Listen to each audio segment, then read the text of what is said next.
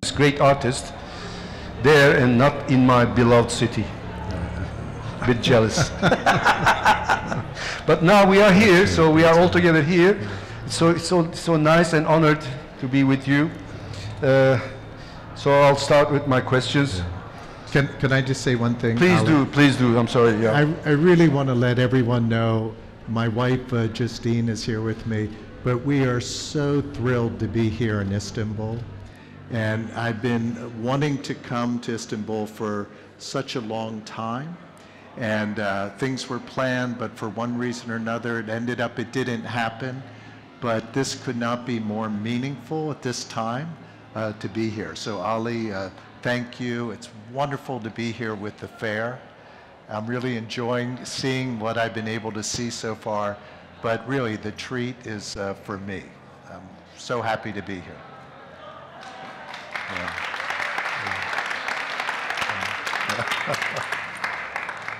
All right. So, the art world is becoming, or has become, an art industry and moving towards the East, if you agree. It is continuously becoming more and more off-center from the West, which we see, which we observe. Last example was Frieze Art Fair rushing to Seoul a few weeks ago. So under these circumstances, what would you say about Istanbul's position? How do you see Istanbul's positioning? Yeah, it's hard to think of a better position than what Istanbul, where you're located, what Istanbul represents. The meeting place of the East and the West, and of international trade, travel, information, just curiosity. But it's wonderful how technology has helped open up the world, made so many opportunities for artists all around the world, different galleries, everybody to have a voice that it's louder, it's more clear. So it's fantastic, and only positive, wonderful things will come from this. And it's that people are able to communicate and redefine what's important to us today.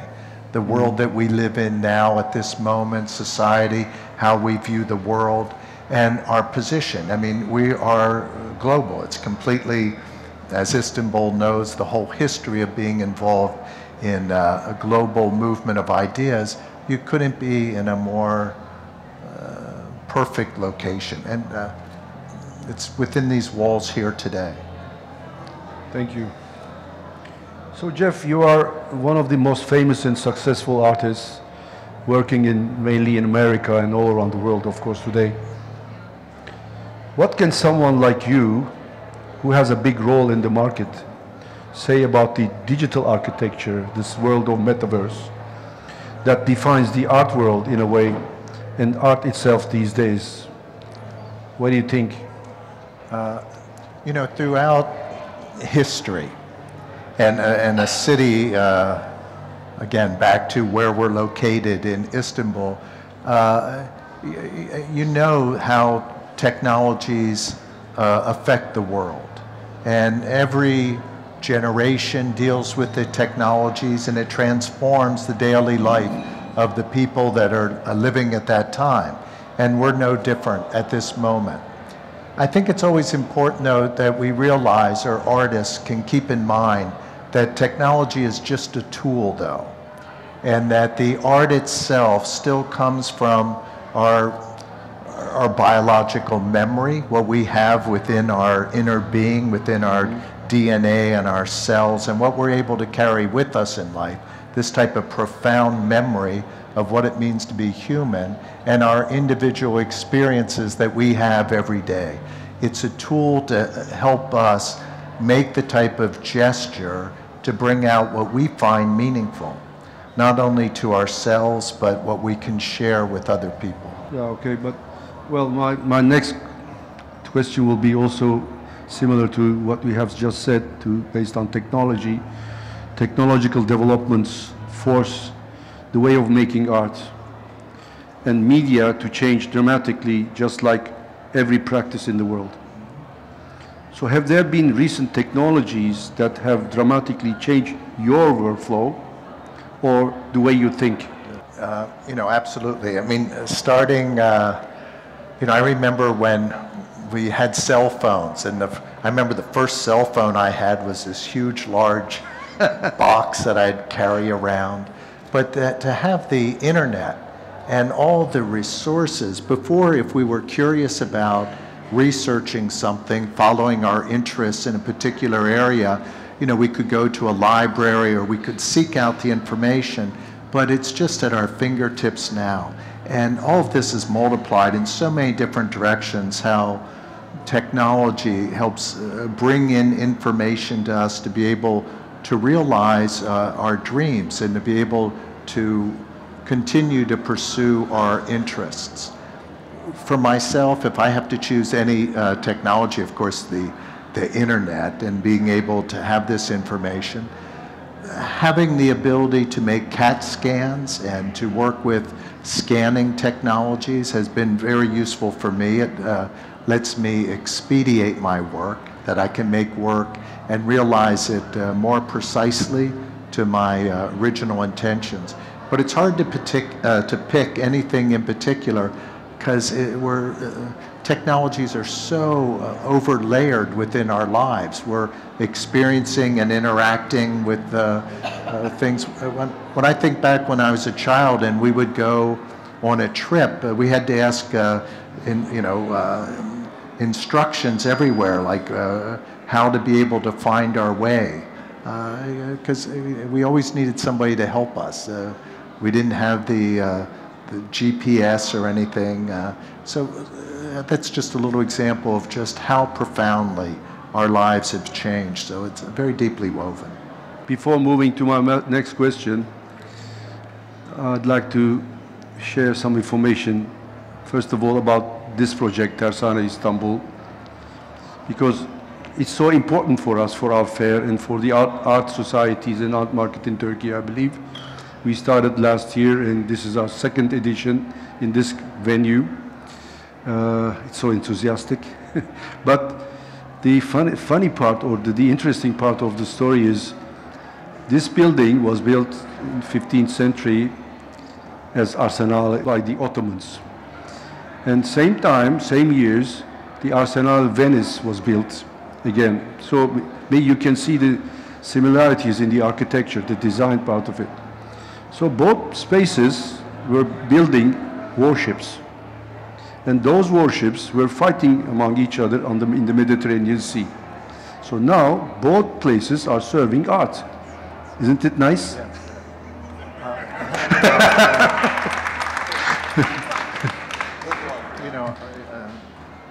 Ali, I mean, it is fantastic, and the similarities and the activity. But really what's so important here is that we're together. And people that can have shared interests. This is what I always loved about art, to be able to be part of a larger community. I always loved the Dada and the Surrealists, because they made me believe that, being part of the avant-garde is a way of life, but being made part of, that's the relevance. And to be here, that we share this interest, that we have this belief in the humanities, we have this belief in art that somehow we can become better human beings, we can transcend who we are, and we can also share that with others. But it's that this is what we have in common, to be part of something together. That's really what's relevant. Yeah, I agree. So, parallel to this, how do you position the future art spaces, will be my question. How would you say the role of the galleries, museums, and other similar institutions will play on the positioning of the art in the near future? Everything is changing, and also the spaces are changing. So, future art spaces, how do you see?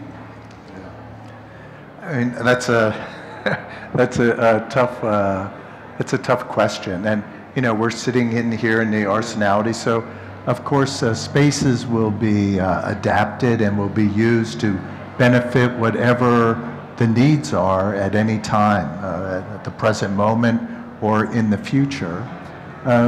More inclusiveness, so there'll be more and more need for exhibition space. I think that artists over the last several decades have been under the umbrella of kind of global kind of galleries. I don't know if that continues, because I think it's really nice that artists are be able to get out and to be able to discover their world on their own. It's like a child going out and being able to interact with different communities. And when you're just under the umbrella of one large global gallery that's in every city, you don't get the same sense of adventure. So just as an artist, I think that galleries don't have to be so large, so global. We can have an interaction and be showing globally and interacting and all of this communication, but it's nice to interact just with your feet on the ground in different locations. Well, pop art, popular subjects have a great impact on your art since day one. What is your current obsession other than X8? If you have one, of course. So what's your current obsession in that sense, popular art? I love the idea of meaning. And so I've been working on a project which involves sending some pieces to space, to the moon, and in trying within the NFT community to be making a work that will function, part of it as an NFT, but to help continue the dialogue of meaning with the NFT community. And so I've designed artworks that will go to the moon. They will be displayed on the moon as a permanent heritage site, and they'll be photographed on the moon and be placed into an NFT situation. But that these individual sculptures are all tied to individuals that have lived in the past. Nobody is of contemporary time, but they're people that subjectively I've looked at throughout the world and throughout history of different people of accomplishment, and chose them to partake and to use their name. And so, in the end, the meaning and what's really relevant is what we're able to share with other people, and we carry that meaning within each other. Technology can store information, but it really doesn't carry it. We're the carriers of meaning. And so the whole project at the end comes back and focuses on that. Well, you produce works designed for public spaces as well as for institutional environments. Is there a different approach for public art? And more generally, how far can you stretch public everyday life spaces into museum spaces and vice versa? It's hard for me to think about art without thinking about the viewer. And, I got addicted to art because I enjoyed, my parents when I was very young made me feel like I could do something. It gave me a sense of self. But then I became addicted to the sensations that I could experience, that I could feel. And then I realized that I could create these experiences. I could make them even more intense. I enjoyed the plasticity of being able to create these emotions. And then I realized that I could make other people have feelings and sensations. And so at the end, it's, and I think you can see this in people as they mature, and I think it happens to artists also, that you don't just make something for yourself, that you make it for others, because you want to share that experience. And this is really one of the things that, and I touched on it just a couple moments ago, but what's so beautiful about the art world is that I think all of us individually love these personal experiences, but we want to share how art can transcend our lives, how it has transcended our lives. I think all of us here have transcended through art, but that other people can also have these experiences. And that becomes as meaningful. There's a neuroscientist, Eric Kandel, who informed me that about the viewer's share, the beholder's share. And the beholder's share is that the viewer always finishes a work of art. So it's hard to make any artwork which isn't public, because unless you're the only viewer. But as soon as you have somebody else view the work, it's already public art. Okay. I think I came to my last question.